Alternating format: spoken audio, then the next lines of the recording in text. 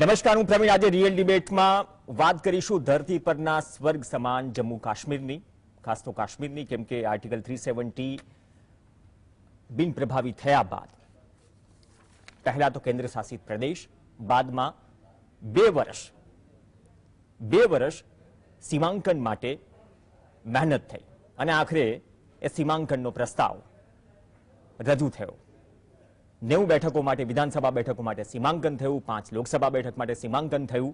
તો એ પણ સમજવું જરૂરી છે, કેમ કે જ્યારથી આપણે ભારતની આઝાદી પાર્ટીશનની વાત કરીએ અને તે બાદ જે પરિસ્થિતિઓ સર્જાય, જેમ કે પાકિસ્તાનના નેજા હેઠળનું કાશ્મીર જે પાકિસ્તાને પચાવી પાડ્યું, તેથી માંડીને જે કાશ્મીરનો 80ના દશકાથી અત્યાર સુધીનો ઇતિહાસ રહ્યો છે, 47 બાદથી 80 અને 80થી અત્યાર સુધીનો ઇતિહાસ રહ્યો છે, તો 2019માં તમામ ઇતિહાસ બદલી ગયો. હવે નવું સીમાંકન થયું છે.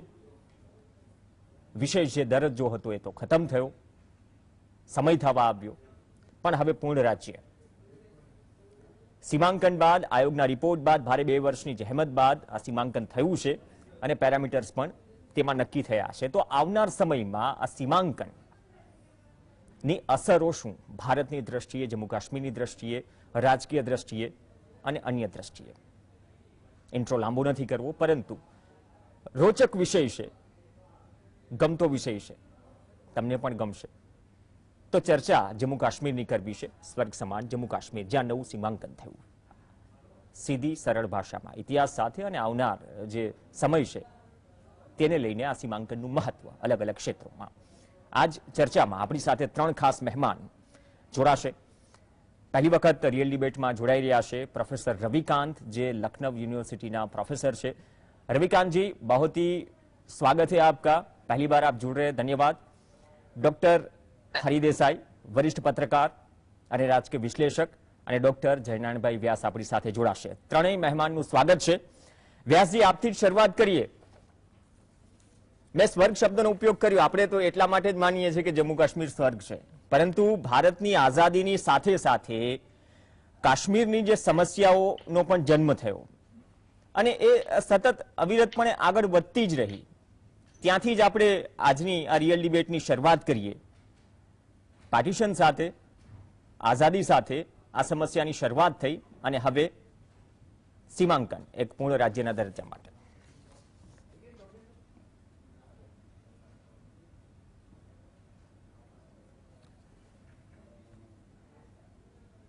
व्यास जी, आप अपनी तरफ थी अनम्यूट करशो जेथी अवाज पहुंची सके. व्यास जी, मारो अवाज आवी रह्यो छे? जंगली होय के बीजी कोई मूवी होय, जितेंद्रनी एक फिल्म आवेली, तो काश्मीर शुं हतुं ए आपणे જોઈ શકીએ કે કેવો પ્રદેશ હતો કે જેના માટે વ્યાજબી રીતે કહેવાતું હતું કે જન્નત યહી હૈ, યહી હૈ, યહી. એટલે સ્વાભાવિક રીતે કાશ્મીરના કુદરતી સૌંદર્ય અને કાશ્મીરી વાદીઓમાં જે બધું ઉપલબ્ધ હતું, નૈસર્ગિક વાતાવરણ અને નૈસર્ગિક ઉપલબ્ધિઓ, એટલે વનસ્પતિથી માંડીને ફૂલો સુધી, એ કાશ્મીર એ આપણી પાસે આવ્યા પછી આજનું કાશ્મીર બન્યું છે. આપણા પાસે આ કાશ્મીર આવ્યા એમાં અસમંજસમાં એના જે રાજા હતા 1925માં એ ગાદી પર આવ્યા, એ વખતે શેખ અબ્દુલ્લા નામની ફિનોમિના હતી નહીં.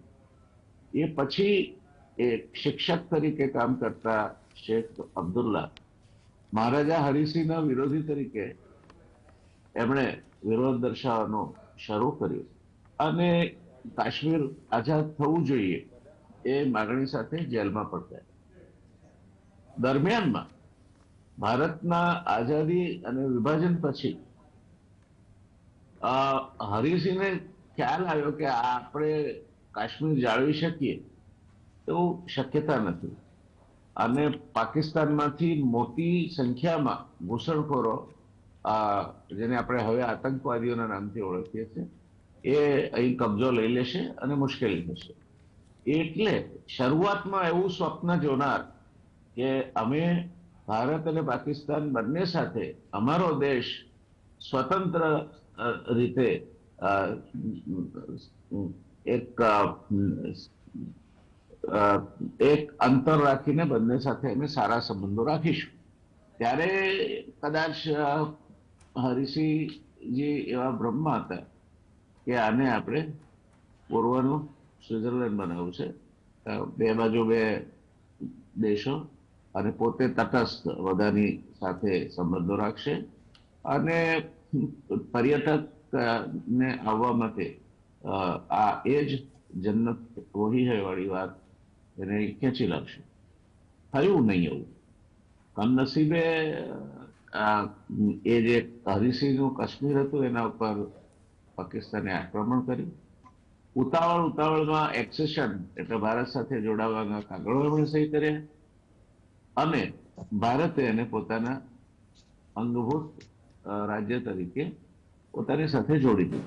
પણ દરમિયાનમાં કેટલોક ભાગ જે આ પાકિસ્તાનના તરફથી જે આવ્યા લોકો આતંકવાદીઓ કહો કે ઘૂસણખોરો કહો કે જે પણ એના પાછળ હાથ પાકિસ્તાનનો હતો.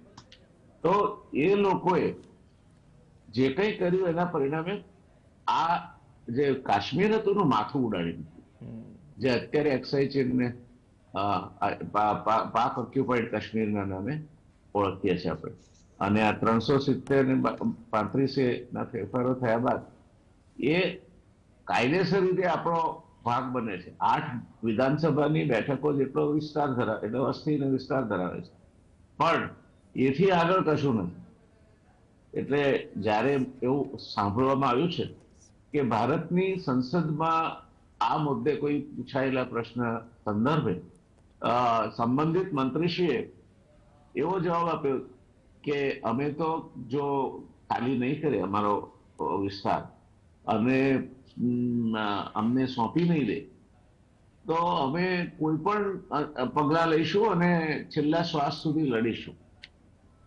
હવે એમાં ચાઇનાને એક બાનું બળી ગયું. એણે પહેલા આપણા ગોલ્ડન ટાઈમ્સ એમનું છાપું છે એમાં આ મુદ્દો આવ્યો તો પહેલા આપણે જે ત્યાંના રાજદૂત છે એમને બોલાવીને સખત શબ્દોમાં એમને ચેતવણી આપી કે આ બરાબર નથી અને આ અમારો અવિભાજ્ય અંગ છે. તમે જેને ચાઇનીઝ ઓક્યુપાઈડ કાશ્મીર અથવા તો અક્સાઈ ચીન જે કહેતા હોય એની સાથે અમારે કંઈ લેવા દેવા નથી. તમે આ નવો વિવાદ છેડશો તો સારું નહીં રહે. અને એને પગલે પગલે આપણા વિદેશ મંત્રી જયશંકરે તાત્કાલિક અર્જન્ટલી ચીન જવું પડ્યું. ત્યાં મંત્રણાઓ કરીને પછી એક સંયુક્ત નિવેદનમાં કહેવું પડ્યું કે line of control, actual line of control પાર કરવાનો અમારો કોઈ ઈરાદો નથી. This is what is the commitment that has been given to China. બાકી રહ્યું પીઓકે. પીઓકેમાં પણ આજે 8 સીટો ખાલી રાખવી પડે. વિધાનસભામાં સીટ બનાવવાની પણ એ ખાલી રહેશે. આપણને ત્યાં એમાં આપણે ચૂંટણી કરાવી શકીએ એમ નથી. આપણે એને કહીએ છીએ આપણો પ્રદેશ, પણ કોઈ પણ રીતે આપણે એને આપણો પ્રદેશ કહી શકીએ એ પ્રકારની પરિસ્થિતિનું હજુ સુધી નિર્માણ નથી થયું. લેટ અસ હોપ એન્ડ પ્રે કે એક દિવસ થાય. પણ આજની તારીખમાં તો એક આટલી સહુલિયત અને સ્વતંત્રતા ભારત સરકારને મળી આપણને, ભારત દેશને, કે કાશ્મીરમાં જે વેલી છે એ ભાગ અને જમ્મુ વાળો ભાગ, તેની બાજુ તિબ્બત, આ બધા મુલકોને આ બેને ડિલિમિટેશન માટેનું કમિશન થયું. 2 વર્ષ જેટલો સમય તો લાગે જ, કારણ કે વસ્તીથી માંડીને વિસ્તાર સુધી બધું જોવું પડે. અને ત્યારબાદ હવે આ ડિલિમિટેશન નો રિપોર્ટ બહાર આવ્યો છે તે મુજબ હજુ પણ એમાં કેટલાક અસંતોષ, કેટલાક વાંધા છે. અને એટલે આ હજુ 370 નું પણ સંપૂર્ણતયા અમલીકરણ કરવાનો આપણે પ્રયત્ન છે. આપણો પ્રયત્ન છે વહેલામાં વહેલી તકે થાય. થશે જ એવી શંકા રાખવાનું ભારત દેશના નાગરિકો તરીકે આપણને કોઈ કારણ ના હોઈ શકે. કારણ કે દેશની સંસદે અને દેશના જે ચૂંટાયેલા પ્રતિનિધિઓ છે એમાં વડાપ્રધાન શ્રીથી માંડીને ગૃહમંત્રી શ્રીથી માંડીને સૌએ આ નિર્ણય લીધો છે. એટલે આપણે જેમાં શંકા કરીએ તો પછી સંસદનું પણ અવમાન ન થઈ એક રીતે હરકત રીતે કહીએ તો એવું ગણી શકાય. પણ હકીકતો ઘણી જુદી છે અને આવનાર સમયમાં પણ આતંકવાદ કાશ્મીરમાંથી ક્યારે મુક્ત થશે, એસ્પેશિયલી જ્યારે અફઘાનિસ્તાન હવે નવરું પડ્યું છે અને ત્યાંથી પણ હવે આ લોકોનો ઇન્ફ્લો કાશ્મીર તરફ આવવા માંડ્યો છે. તે સંયોગોમાં અત્યારે શું થશે? તમે જમ્મુને તો કદાચ રાજ્ય તરીકે બિલકુલ સ્થિર કરી શકશો જો કોઈ બીજું નડતર ના આવે તો. પણ કાશ્મીર વેલીને ક્યાર સુધી તમે સેના પાસે રાખશો? ક્યાર સુધી તમારે મિલિટરી ઇન્ટરવેન્શન કરવું પડશે? આ બધા પ્રશ્નો તો છે જ. વત્તા આપણે જેને પાક ઓક્યુપાઈડ કાશ્મીર કહીએ છીએ જે કે એ એક મૂર્ખામી માઉન્ટબેટનની સલાહથી આપણે યુનોમાં જવાની કરી તજુ ભોગવીએ છીએ આપણે. એટલે એ એટલું સરળ નથી કે આપણે લઈ લીધું. there is something called international community and something called international organization of various nations. So the issue is very, very difficult. It is not that tomorrow it is going to happen. But a beginning has been made and that is what we should be happy about. But we should not be over ambitious. And now, અત્યારે જ્યારે ચીન એનો પેલો silk route બાંધી રહ્યું છે એમાં એને ત્યાં એના અક્ષય ચીનમાં તો બહુ મોટા રોકાણો કરેલા છે કે થોડા આપણને આપે એ બહુ મોટી વાત હશે. સિવાય કે બંને દેશો વચ્ચે કોઈ સંધિ થાય અને એના ભાગરૂપે સેટલમેન્ટ થાય. બાકી હું નથી માનતો કે એને યુદ્ધથી આપણે પાછો લઈ શકીશું. China's military might is not going to permit us that. And China's economic might also is so large કે એ આ વાતમાં જે કંઈ જરૂર પડશે બધું કરશે. પાકિસ્તાન અને પાક ઓક્યુપાઈડ કાશ્મીરમાં પણ પરિસ્થિતિ તો એટલી બધી તો સારી છે જ નહીં. ત્યાં પણ આતંકવાદીઓ છે, એમના ડેરા છે, પ્લસ સિલ્ક રૂટ એમાંથી પસાર થાય છે. એટલે China indirectly is a vested interest. So the task ahead for India એ જરા કાંટાળો પથ છે, મુશ્કેલ દેખાય છે. આપણે સંસદમાં તો બધું જે કરવાનું છે તે વ્યવસ્થિત રીતે કર્યું, પણ નાવ what will be the ground reality?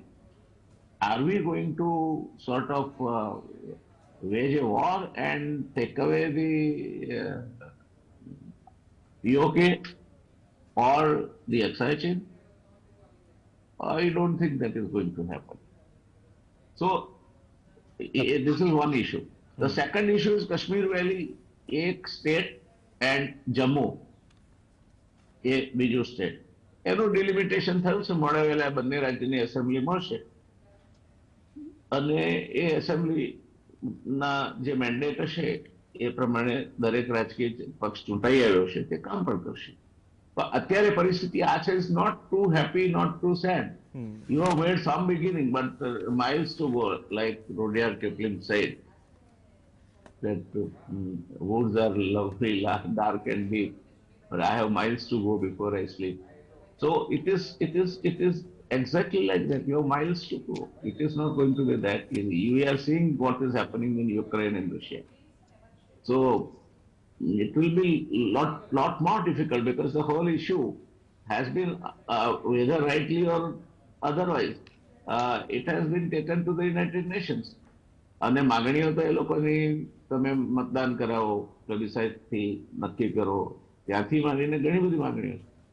તો આર વી ગોઈંગ ટુ બી, આપણી વાત એવી છે કે અમે તો જે કંઈ કરીશું તે એકબીજાની સાથે વાટાઘાટોથી કરીશું. હવે આ સ્ટેજમાં ક્યારે વાટાઘાટો થશે, શું એમની અપેક્ષાઓ છે, શું આપણી અપેક્ષાઓ છે, તો it's a long way ahead. ત્યાર સુધી આ બે એસેમ્બલી એ આપણું ભારતનું જ ઘરેણું બની રહે એવી પરિસ્થિતિ લાગે છે. જી ધન્યવાદ. તમે બહુ સારી વાત કરી ગયા. હજુ આગળ કાંટાળો પથ છે અને જે પડકારો છે એ પણ રહેશે. ડોક્ટર હરિદેસાઈ, વ્યાસજીએ ઘણી બધું વાતો આવરી લીધી, શરૂઆતથી લઈને જ્યારે આઝાદી મળી એ બાદના પ્રશ્નો હતા અને અત્યારે શું પ્રશ્નો છે અને હજુ શું આવશે.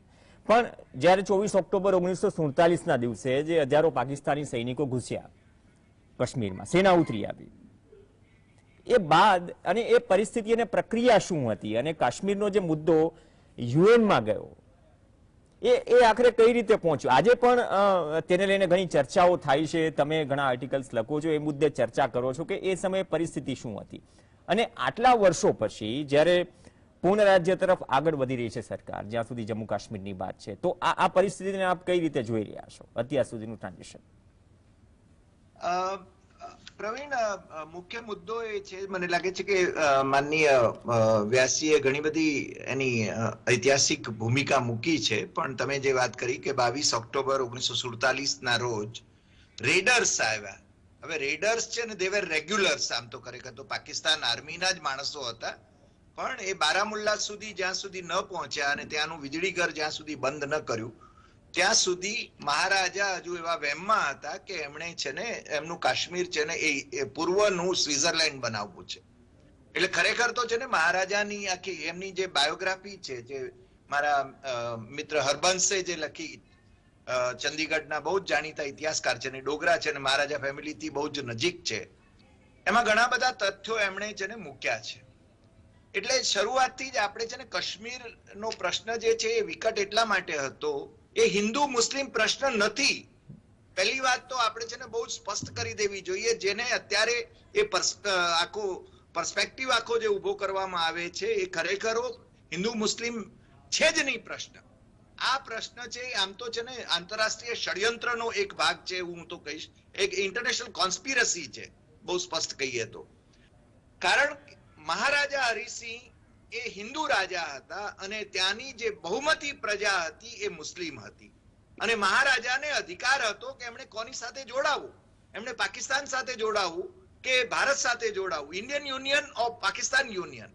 અને સરદાર પટેલે, તમને ખ્યાલ હોય તો, જૂનમાં જ્યારે માઉન્ટ બેટન મહારાજાને મળવા જાય છે ત્યારે એમની સાથે એક મેસેજ મોકલાવ્યો હતો, અને આ છે ને ઓન રેકોર્ડ છે, અને મહારાજા પોતે પણ એમની બાયોગ્રાફીની અંદર, એમની જે બાયોગ્રાફી છે એની અંદર પણ બહુ સ્પષ્ટ કરવામાં આવ્યું છે. ઇવન માઉન્ટ બેટનના સેક્રેટરીએ નોંધેલું છે, વીપી મેનને નોંધેલું છે કે સરદાર પટેલે બહુ સ્પષ્ટ કહી દીધું હતું કે મહારાજા નક્કી કરે, એમણે પાકિસ્તાન સાથે જવું હોય તો પણ 15 ઓગસ્ટ 1947 પહેલા એ નિર્ણય કરી લે. Maharaja was in a dilemma. Pakistan સાથે જાય તો એનું શું થાય એનો પ્રશ્ન હતો, અને ભારત સાથે રહે તો એની મુસ્લિમ પ્રજા, બહુમતી મુસ્લિમ પ્રજા હતી, એનું શું થાય. આપણે શેખ અબ્દુલ્લાને અત્યારે ખલનાયક ગણીએ છીએ, પણ શેખ અબ્દુલ્લાને કારણે ભારત સાથે છે ને જમ્મુ કાશ્મીર છે, એ વાત છે ને આપણે બધાએ સ્વીકારી લેવી જોઈએ. આ એક હકીકત છે. બીજું, આનો જમ્મુ કાશ્મીરનો જે ઇતિહાસ છે એનું જે પ્રકારનું વિકૃતિકરણ કરવામાં આવ્યું છે, 370 એ વખતે કેમ 306A કોન્સ્ટિટ્યુઅન્ટ એસેમ્બલીમાં જે ડ્રાફ્ટ કોન્સ્ટિટ્યુશનમાં 306A એ સરદાર પટેલે પોતે દાખલ કરાવી હતી જ્યારે નહેરુ અમેરિકામાં હતા, અને એ સંજોગો હતા. અને બીજું, નહેરુએ પોતે પાર્લામેન્ટમાં પણ કહ્યું હતું કે કિસ્તે કિસ્તે કિસ જાયગી. ખરેખર તો 370ની જે આખી વાત જે આપણે ત્યાં ઊભી કરવામાં આવે છે એ હંબગ આખો એક પર્સપેક્ટિવ, એનો આખો એક વાતાવરણ ઉભું કરવામાં આવે છે. સરદાર પટેલના સ્વપ્નને અમે પૂર્ણ કરીએ છીએ. શાનું સ્વપ્ન ભાઈ? સરદાર બહુ લાંબુ જોનાર માણસ હતા. અને બીજું, જમ્મુ કાશ્મીરના પ્રત્યેક મુદ્દે નહેરુ અને સરદાર સાથે હતા. એ વાત છે ને દુર્ગાદાસના પહેલા વોલ્યુમમાં, કાશ્મીર પરનો જે વોલ્યુમ છે એની અંદર એમની વચ્ચેના પત્ર વ્યવહારની અંદર બહુ સ્પષ્ટ થાય છે. મુશ્કેલી એ છે કે આપણી પ્રજા, એ રાજનેતાઓ જે ચૂંટણી મંચ ઉપરથી કે જે જાહેર મંચ ઉપરથી જે બોલે છે અથવા તો પાર્લામેન્ટમાં પણ જે વાતો કરે છે, એ વાતોને એ લોકો છે ને સ્વીકારી લે છે, અનફોર્ચ્યુનેટલી. એટલા માટે હકીકતમાં એ મહારાજાનો જે વાંક હતો, મારી દ્રષ્ટિએ તો મહારાજાને કારણે આ છે ને જે મળાગાંઠ પડી, અને પછી છે ને જે પેલા રેડર્સ બારામુલ્લા સુધી આવ્યા અને બારામુલ્લાની નું વીજળીઘર બંધ થઈ ગયું, ત્યારે છે ને શ્રીનગરમાં અંધારપટ થયો. વીપી મેનને સલાહ આપી હતી મહારાજાને, અને મહારાજા આખી રાત ડ્રાઈવ કરીને જમ્મુ ગયા, અને પછી છે ને એમણે 26મી રાતે, અડધી રાતે મહારાજાની સહી લીધી છે વિલયપત્ર ઉપર. અને માઉન્ટ બેટને એને અસાઇન્ટ આપી અને ત્યાર પછી જ એને આપણે જે આર્મી જે પ્લેન્સ તૈયાર રખાયા હતા એ પ્લેન્સ જેને મોકલાયા એ વખતની અને જે કંઈ આપણી પાસે કાશ્મીર અત્યારનું બચ્યું છે એને કારણે છે. બીજું, યુનાઇટેડ નેશન્સમાં જવાનો નિર્ણય એ માઉન્ટ બેટનની સલાહ પ્રમાણે ભલે હોય પણ એ કેબિનેટનો નિર્ણય હતો. એ ડોક્ટર શ્યામાપ્રસાદ મુખર્જીએ પણ પાર્લામેન્ટમાં કબૂલ્યું છે પાછળથી. જ્યાં સુધી શ્યામાપ્રસાદ મુખર્જી એટલે કે જનસંઘના સંસ્થાપક, ભારતીય જનતા પાર્ટીના આદ્ય પુરુષ, એ જ્યાં સુધી નહેરુની કેબિનેટમાં હતા એમણે ક્યારેય 370 નો વિરોધ નથી કર્યો. આ વાત પણ છે ને લોકોની સામે મુકાવી જોઈએ. એટલે ખરેખર તો કાશ્મીરનો જે ઇતિહાસ છે એ ખોટો ઇતિહાસ મુકાય છે અને એને કારણે આખો છે ને એને હિન્દુ મુસ્લિમની વાત કરવામાં આવે છે, જે મારી દ્રષ્ટિએ અયોગ્ય છે. બહુ સારી વાત કરી, કેમ કે જે ફેક્ટ્સ જે છે, જે અંકિત છે પુરાવાઓમાં કે બુક્સમાં કે કોઈની બાયોગ્રાફીમાં કે આપણી પાસે ડોક્યુમેન્ટ જે છે એને કઈ રીતે રજૂ કરવા, અથવા તો આપણે જ્યારે ભૂતકાળ પર નજર કરીએ છીએ એ ભૂતકાળમાં સ્થિતિ એવી થાય શું પીરસાઈ રહ્યું છે. તો કાશ્મીરને સમજવું જરૂરી છે. જો 370 હતી પણ તેનાથી આવનાર સમયમાં જેમ વ્યાસીએ કહ્યું કે પથ જે કાંટાળો હશે. ડોક્ટર રવિકાંતજી પણ આપણી સાથે છે. એક બ્રેક માટે રોકાઈશું અને રવિકાંતજી પાસે પણ જઈશું, તેનો વ્યૂ પણ લઈશું કે સીમાંકન તો થયું પણ હવે આ સીમાંકનથી આવનાર સમયમાં પોલિટિકલી શું અસર પડશે અને સાથે સાથે કયા એવા સમીકરણો જે બનશે અને કયા એવા પડકારો છે એ ઊભા થશે. બ્રેક બાદ ચર્ચા. જમ્મુ કાશ્મીરના નવા સીમાંકન પર ચર્ચા કરી રહ્યા છીએ. ચર્ચામાં આગળ વધીએ. આપણી સાથે लखनऊ यूनिवर्सिटी ना प्रोफेसर डॉक्टर रविकांत છે. रविकांत जी, अगर हम जम्मू कश्मीर का इतिहास देखें, मतलब बार बार डॉक्टर हरि देसाई ने, व्यासी ने भी बात की इंडिपेंडेंस से अब तक जो चैलेंजेस आई, लेकिन जब आर्टिकल 370 एंटर हुआ और स्पेशल स्टेटस मिला जम्मू कश्मीर को, इन सब के बीच में राष्ट्रपति राजेंद्र प्रसाद ने 35A को भी मंजूरी दी और 1954 के बाद जो राजवंश है जम्मू कश्मीर का वो पूरा गायब हो गया. तब से लेके इस चीज को आप, इस बात को आप आगे बढ़ाइए. उसके बाद क्या समस्याएं हुई और अब हम जाके कहां रुके हैं और इस सीमांकन के बाद क्या क्या परिस्थितियां पैदा होगी? देखिए, सबसे पहले तो मैं माफी चाहता हूँ आपसे और तमाम दर्शकों से. एक भारतीय होने जाहिर तौर पर मुझे गुजराती भी आती है, लेकिन हम हिंदी भाषी लोग इस मामले में नहीं है. मैं समझता हूँ कि गुजरात के लोग और भी दूसरे प्रदेशों के लोग हिंदी भी जानते हैं. हम इस मामले में बहुत कमजोर है और ये भारत की खूबसूरती है कि मैं हिंदी भाषी हूँ और आप गुजराती हैं. हम जम्मू कश्मीर पर बात करते हैं. असली हिंदुस्तान यही है जी. जैसा बहुत समझ में आई, कुछ बातें नहीं समझ में आई, लेकिन जम्मू कश्मीर के इतिहास को और विभाजन के समय जो परिस्थितियां थी, खास करके उनको, और कैसे कश्मीर का विलय हुआ है भारत में, उसको बड़े बाकी से और विश्लेषण के साथ जो आपका सवाल है मेरे लिए कि 1954 के बाद जो परिस्थितियां हुई, शेख अब्दुल्ला का जिक्र किया था जैसा साहब ने. जाहिर शेख अब्दुल्ला ने भारत में कश्मीर के विलय को बहुत बेहतर तरीके से किया और इस देश के साथ यही जो 370 है वही बुनियाद बनी कश्मीर के भारत में जोड़ने की. और पहला तो सवाल ये है कि इस धारा को हटा करके क्या सरकार ने संवैधानिक कदम उठाया है? तो सर, जो पटेल साहब इस तरह से इसको जोड़ा था, असल में अगर हम इसको एबोलिश कर देते हैं तो जम्मू और कश्मीर एक तरह से भारत से अलग हो जाता है संवैधान.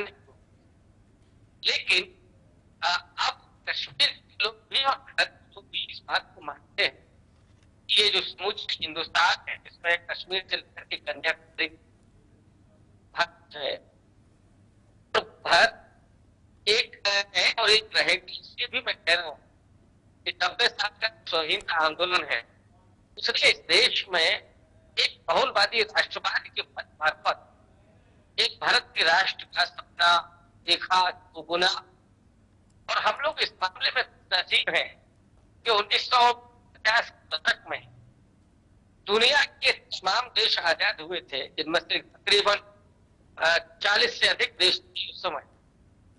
उनमें से सारे देश आज विखंडित हो चुके हैं, लेकिन भारत एक मात्र देश है जो आज भी उसी स्वरूप में, उसी मूल रूप में कायम है। वो इसलिए क्योंकि हमने जो बहुल राष्ट्रवाद, जो समावेशी राष्ट्रवाद था, वो हम दिया। वरना पाकिस्तान का क्या हश्र हुआ? अगर हमने धर्म के आधार पर राष्ट्र बनाया होता तो शायद ये हमारे लिए मुश्किलें हो। और इसीलिए नेहरू, पटेल या गांधी, ये जितने भी लोग थे उस समय के, उन्होंने इस देश को एक बहुल राष्ट्र के रूप में, एक ऐसे लोक कल्याणकारी लोकतंत्र के रूप में जिसमें सबकी सहमतियां शामिल होंगी और असहमतियों को भी इज्जत दी जाएगी। जहां तक जम्मू कश्मीर का सवाल है, 90 के दशक में आकर के, खास करके जहां जो इस्लामिक टेररिज्म है जो पाकिस्तान द्वारा प्रायोजित, उसने कश्मीर के हालात को बिगाड़ दिया था। और इस वजह से ही जम्मू कश्मीर को लेकर के, और खास करके जो सांप्रदायिक राजनीति है दक्षिणपंथी पार्टी की, जिसमें बीजेपी शामिल है, उन्होंने जिस तरह से जम्मू कश्मीर बदनाम करने की कोशिश की और उसे एक आतंकी राज्य के रूप में लगातार दुष्प्रचारित किया, और उसका परिणाम ये हुआ कि जम्मू कश्मीर के लोगों की भावनाएं भी भारत को लेकर के थोड़ा आशंकित हुई और उन्हें एक तरह से भारत की सरकार से, खास करके भारत के लोगों से, भारत की सरकार से थोड़ा सा दिक्कत होने लगी। लेकिन इस सरकार ने जिस तरीके से 370 खत्म किया है, उसने निश्चित तौर पर जम्मू कश्मीर के लोगों को और ज्यादा बेचैनी में डाल दिया है। और हम लोगों ने देखा जिस तरह से वहां इंटरनेट को काटा गया, वहां की अभिव्यक्ति की जो आजादी है उस पर जो हमले हो रहे हैं, पत्रकारों को जेल भेजा जा रहा है, उसने कश्मीर के लोगों को और ज्यादा मुसीबत में डाल दिया है। लेकिन बावजूद इसके जम्मू कश्मीर के लोग अभी जो परिसीमन हुआ उसको लेकर के वो एक तरह से खुशी जाहिर कर रहे हैं कि चुनाव अब होंगे। और ये बात मैं जरूरी इस पर जोर देना चाहता हूं कि जम्मू कश्मीर के लोग चुनाव को लेकर के कितने संजीदा हैं। जहां ये माना जाता था कि जो टेररिज्म है उसके कारण इस लोकतंत्र के उस चुनावी प्रक्रिया में बाधा पड़ रही थी, लेकिन आज अगर जम्मू कश्मीर के लोग परसीमन के चलते इस देश कश्मीर में चुनाव को लेकर के अगर वो खुशी जाहिर कर रहे हैं, तो मुझे लगता है कि भारत में कश्मीर की जो सूरत है उसको लेकर के हमें बहुत मुतमईन होना चाहिए, बहुत हमें प्रसन्न होना चाहिए। लेकिन इस परसीमन में जो चीजें हुई हैं, और वो आपने शायद जिक्र किया है, शुरुआती रिमार्क की है कि किस तरह से एक आयोग बना करके 2020 में और एक परसीमन वहां पर किया गया, उसमें जम्मू और कश्मीर की जो स्थितियां हैं थोड़ी सी बदल दी गई।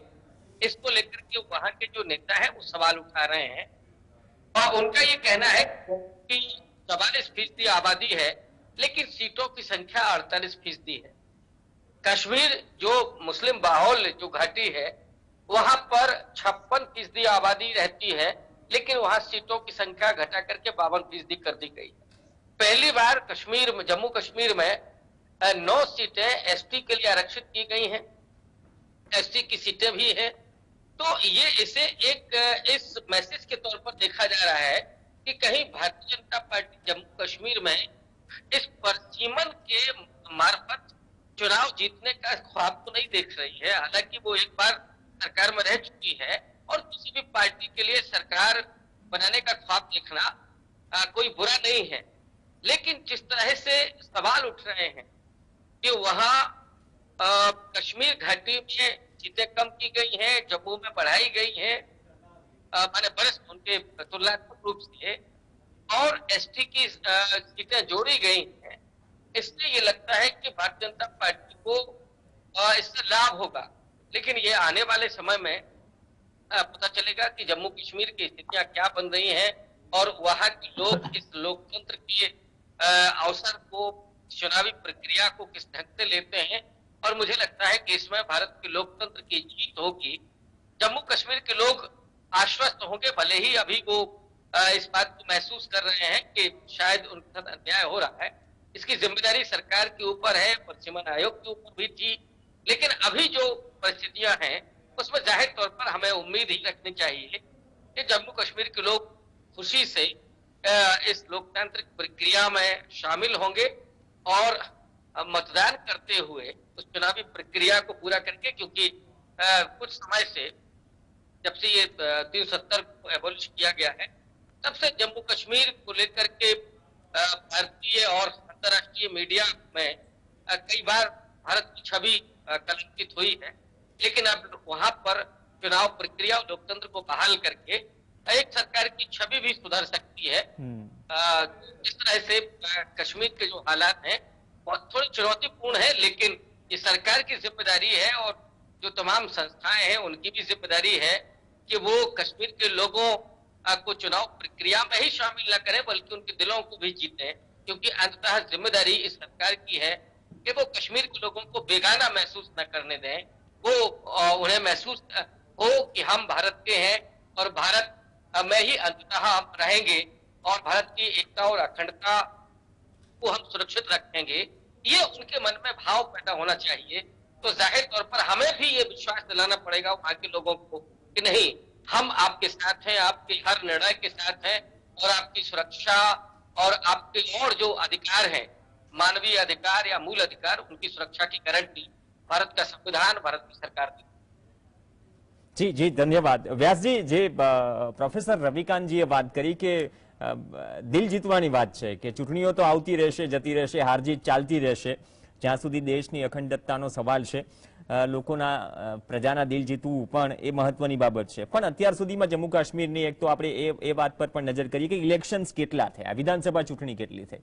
કેમ કે 2014ની વાત કરીએ, પીડીપી સાથે ભાજપે સરકાર પણ બનાવી, 18માં મહેબૂબા મુફ્તીની સરકાર પાસેથી ટેકો પણ પાછો ખેંચ્યો, અજંપાભરી સ્થિતિ પણ થઈ, રાજ્યપાલનું શાસન લાગ્યું અને એ સમયે આ જે સ્વર્ગનો આપણે ઉલ્લેખ કરીએ છીએ એ સ્વર્ગમાં અજંપાભરી સ્થિતિ સર્જાઈ અને ફરીથી આતંકવાદથી આ સ્વર્ગ શેકાવા લાગ્યું।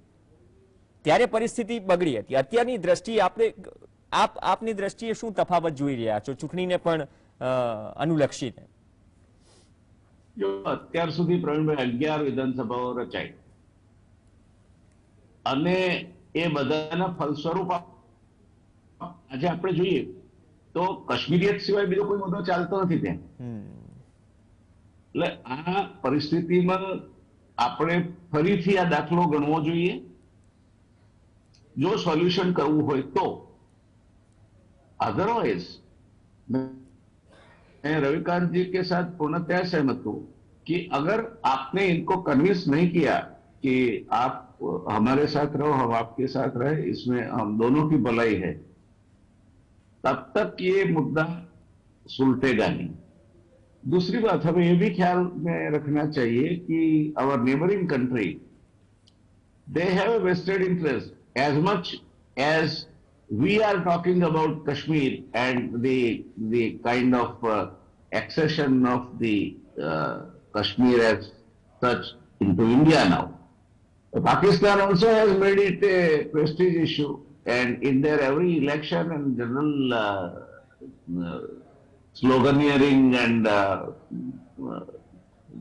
the kind of discussions they hold or they express some opinion in the international fora, जैसे कश्मीर तो हमारा है। अब इसका सॉल्यूशन एक ही तरह से हो सकता है कि वहां प्लेबिसाइट कराए, या तो फिर इंडिपेंडेंट ऑब्जर्वर की निगरानी में ये सब मुद्दे पे चर्चा हो और दोनों पार्टी अपनी अपनी बातें रखे और फिर वो कुछ सलाह दे कि क्या करना है। ये नहीं होने वाला है। आज तक इतने साल Kashmir has been a boiling pot. It will be now a kind of a seething volcano. Because now ये जो लोग हैं अफगानिस्तान से वो भी आ रहे हैं चीन का भी एक मतलब और मकसद है कश्मीर पे। अब पाकिस्तान तो है ही, तो ऐसे मौके पे देखिए आतंकवाद वहां फैलता है जहां उसको ground support from the local population मिलता है, इट स्प्रेड्स फास्ट।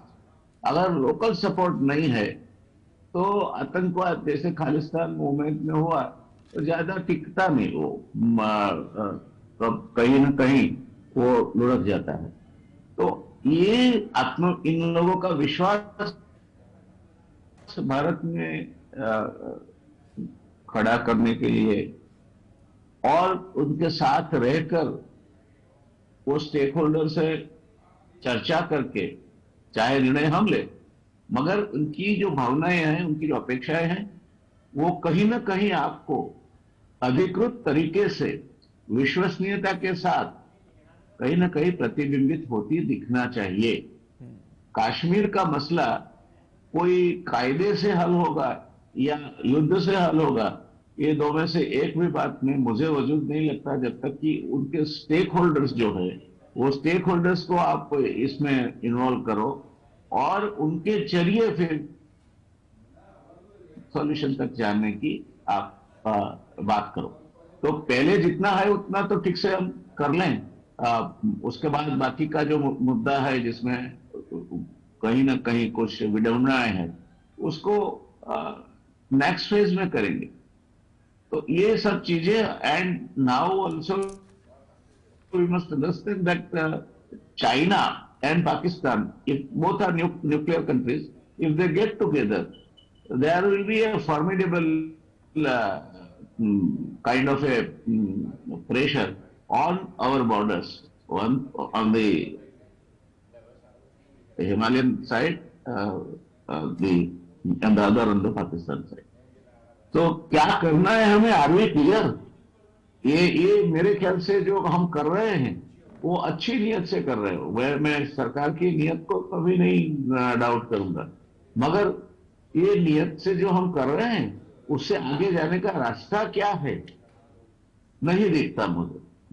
मेरा क्षेत्र नहीं है और मेरी उतनी ज्ञान भी नहीं है, मगर सरकार में तो बहुत लोग ज्ञान वाले बैठते हैं, उनको काम में लगा कि इसका कोई हल लाके कम से कम जो हमारे कब्जे में है एरिया उसमें तो ठीक ठाक करो फिर आगे बढ़ो। तो आप आगे बढ़ते जाओ सिकंदर की तरह और पीछे जो आपने जीते हुए प्रदेश है वो आजाद होते जाए, तो उसका तो कोई मतलब नहीं है। तो ये सब बातें मैं मानता हूँ काफी महीन तरीके से और सच्ची निष्ठा से, ये जीता हम जीते या वो जीते, हम हारे या वो हारे, उस तरह नहीं, सच्ची निष्ठा से बैठकर ये जो सुडो जिंगोइज्म है उसको भी कहीं ना कहीं हमें बोलना होगा कि भाई अभी बंद करो तुम, हम हमारे शीर्षस्थ में तो जो है दोनों ओर से, तो आपको विपक्ष को भी साथ मिलना होगा और जो सत्ता में पक्ष है यानी भारतीय जनता पार्टी तो उसको लीड करेगी। तो अब तक इसका हल मैं नहीं देखता। आप ये बात भूल ही जाइए कि आप through military action you will be able to recapture and then you will be able to retain the whole recaptured lot using your military might. No, it may not happen. It will not happen. वो गलत रास्ता है। जिसके भी मन में ये कोई महत्वाकांक्षा है कि मैं इसको जीत लूं, आई थिंक देश को इसका बहुत बड़ा खामियाजा भुगतना पड़ेगा। It needs series of diplomatic discussions, series of proposals and counter proposals, and also the stakeholders of Jammu and Kashmir involved in these kind of their expectations, their aspirations are translated into some kind of a package which they are happy with. Okay. तो नहीं तो होगा क्या, देखिए 2 साल से हम 370 तो निकाल दिया है, कश्मीरी पंडित में से कितने गए वापस? ये मुद्दा जो है, हम काम करते हैं उसको अंजाम तक ले जाने के लिए। अगर अंजाम तक न ले जाए तो वो काम करने का मतलब नहीं होता है। तो मैं मानता हूं और अपेक्षा रखता हूं कि अब आने वाले समय में जी जो भारतीय सरकार है वो और सब स्टेक होल्डर एक साथ मिलके and taking Kashmir people as such together कोई रास्ता निकाले, तभी इससे रास्ता निकलता है। नहीं निकलेगा ऐसा मैं नहीं मानता। क्यूबा एक समय में उसने वर्ल्ड वॉर 3 के कगार पर लाके रख दिया था अमेरिका के साथ के दर्शन के वजह से। आज क्यूबा और अमेरिका हाथ मिलाते हैं। बर्लिन वॉल, कितने लोग मर गए उसको क्रॉस करते करते, आज बर्लिन वॉल का अस्तित्व ही नहीं है। तो हिस्ट्री जब पलटती है तब ऐसे पलटती है, मगर उसके लिए जो भूमिका है वो भूमिका परिपक्व होनी चाहिए और ट्रांसपेरेंट होनी चाहिए। जब तक वो ट्रांसपेरेंट नहीं है, परिपक्व नहीं है, और देश में तरह तरह के सुर उठ रहे हैं, तो मैं मानता हूं कि ये बहुत मुश्किल होगा और न तो देश के हित में होगा। कुछ ऐसी चीजें हो जो देश के हित में हो, कश्मीर के लोगों के हित में भी हो, और हमारे स्वतंत्रता उपरांत जो हमारी हम चाहते हैं, अमन चाहते हैं, और अमन के साथ हमारी जो सीमाएं हैं उनको सुरक्षित रखना भी हमारी जिम्मेवारी है। तो ये सब चीजों के साथ अपने पड़ोसियों से ही लड़ते रहेंगे तो हम भारत का कहीं आगे जाना है। अभी next move the country would be making is to become what they call Jagat Guru. अब जगत गुरु तो साधुओं में होता है, मुझे समझ में नहीं आता है जगत गुरु किस चीज को बोलते हैं, मगर द लीडर, मैं मानता हूं लीडर बोलते होंगे, जो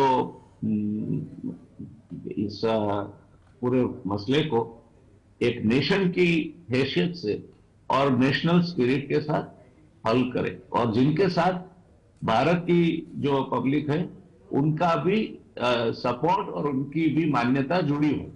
दे must carry the credibility, that is the first requirement. तो let us see what happens, I mean hope for the best.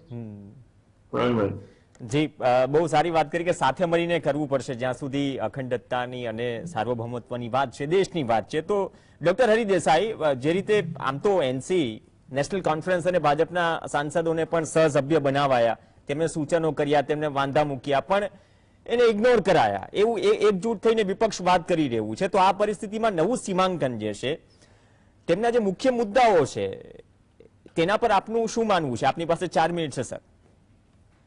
એટલે મને હું છે ને એક તો ડોક્ટર રવિકાંતજી અને ડોક્ટર જયનારાયણભાઈ એમની વાત સાથે એકદમ સંમત છું અને સુર પુરાવું છું। મને લાગે છે કે જે શરૂઆતમાં જે મારે કહેવાની વાત હતી એ હતી કે જેમ અટલજીને માટે છે ને હજુ પણ જમ્મુ કાશ્મીરની પ્રજામાં અને ખાસ કરીને કાશ્મીરીઓમાં, એટલે કે મુસ્લિમ પ્રજામાં પણ એમના ઇન્સાનિયત, જમ્હુરિયત અને કાશ્મીરિયત, આ જે ત્રણ જે સ્લોગન છે એમના, અને ભાવથી કહેતા હતા અને એનો અમલ કરવાની વાત કરતા હતા। તમે છે ને કાશ્મીરીઓના દિલ છે ને બંદૂકની અણીએ જીતી ન શકો, તમે કદાચ પ્રદેશ જીતી શકો, પણ દિલ જીતવાની વાત છે। એટલે ઘણી વખતે છે ને આપણે ત્યાં દિલ જીતવાની વાત કરવામાં આવે તો એને હસી કાઢવામાં આવે। આપણે એમ કે ગંગા જમુની તહેજીબની જ્યારે વાત કરીએ છીએ, હિન્દુ મુસ્લિમ સમન્વય સંસ્કૃતિની જ્યારે વાત કરીએ છીએ, ત્યારે એને છે ને હસી કાઢવામાં આવે। અને અત્યારે તો દેશનો માહોલ જે છે એ માહોલ જોતા જો જમ્મુ કાશ્મીરની પ્રજાને ભારત સાથે જોડેલી રાખવી હોય તો મને લાગે છે કે જેમ જયનારાયણભાઈએ પણ કહ્યું એ રીતે કે મંત્રણાઓ ના મેજ ઉપર જ આપણે છે ને આ બાબતો હલ કરી શકાય એમ છે, અને ભારત અને પાકિસ્તાન બંને સાથે મળીને કર્યું। જો કે તમે કહ્યું એમ કે સીમાંકનની જે આખી વાત છે, સીમાંકનનું જે આયોજન થયું છે એ ભારતીય જનતા પાર્ટીએ લોકપ્રિય કાર્ડ રમવાની કોશિશ કરી છે।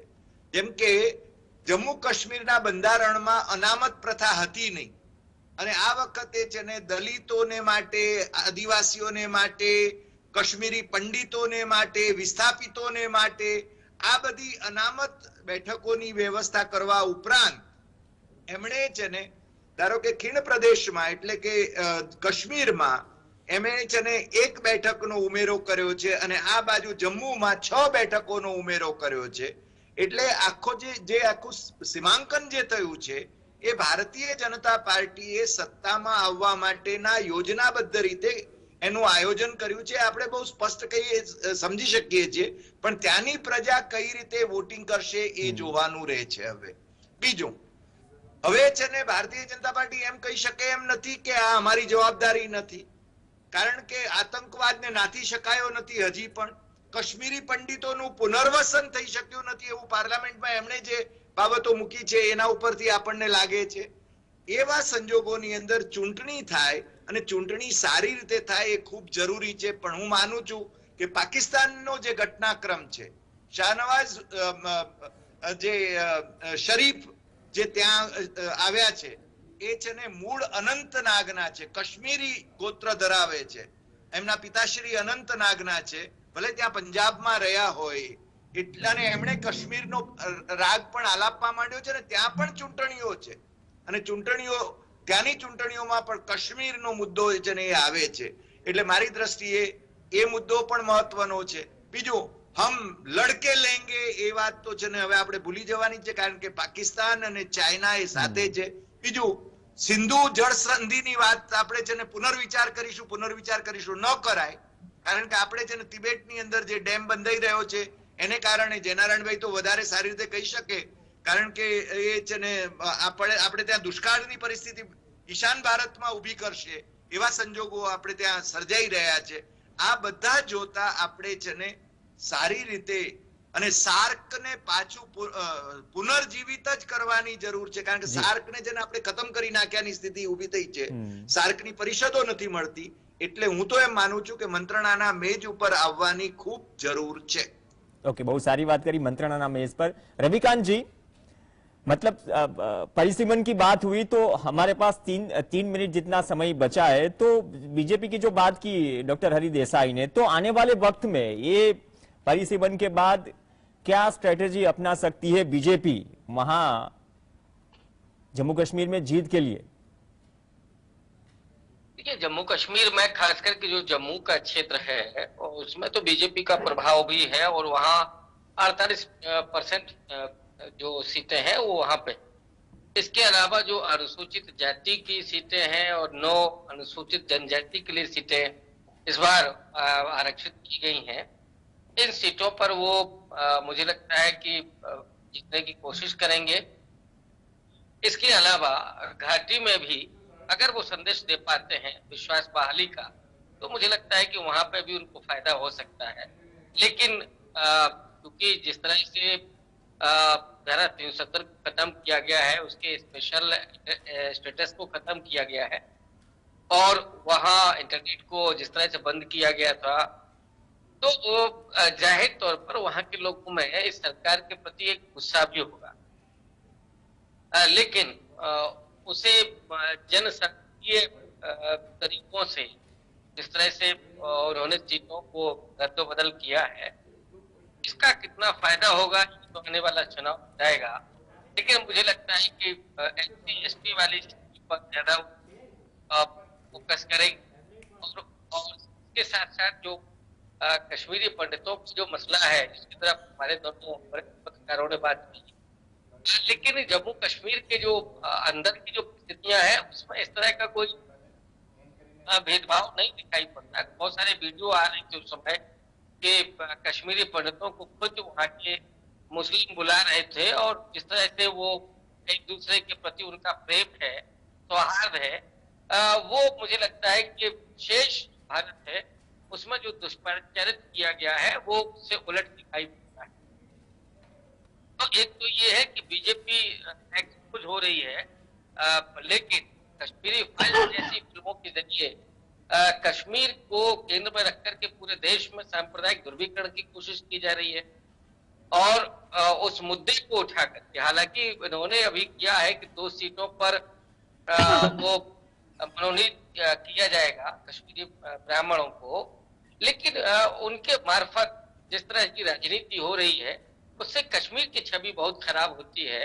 और इसीलिए मैं बार बार कह रहा हूं कि वहां के लोगों का विश्वास जीतना ये भारत के सरकार के लिए बहुत जरूरी है।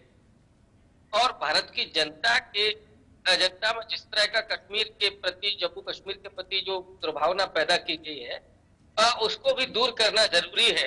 वो बात अलग है कि सरकार के लिए तो फायदा यही है कि वो उसके मार्फत ध्रुवीकरण करता रहे, लेकिन और जो तमाम संस्थान है, माध्यम है, उनकी ये बातें लगातार हो रही हैं, आपका चैनल कर रहा है उस बात।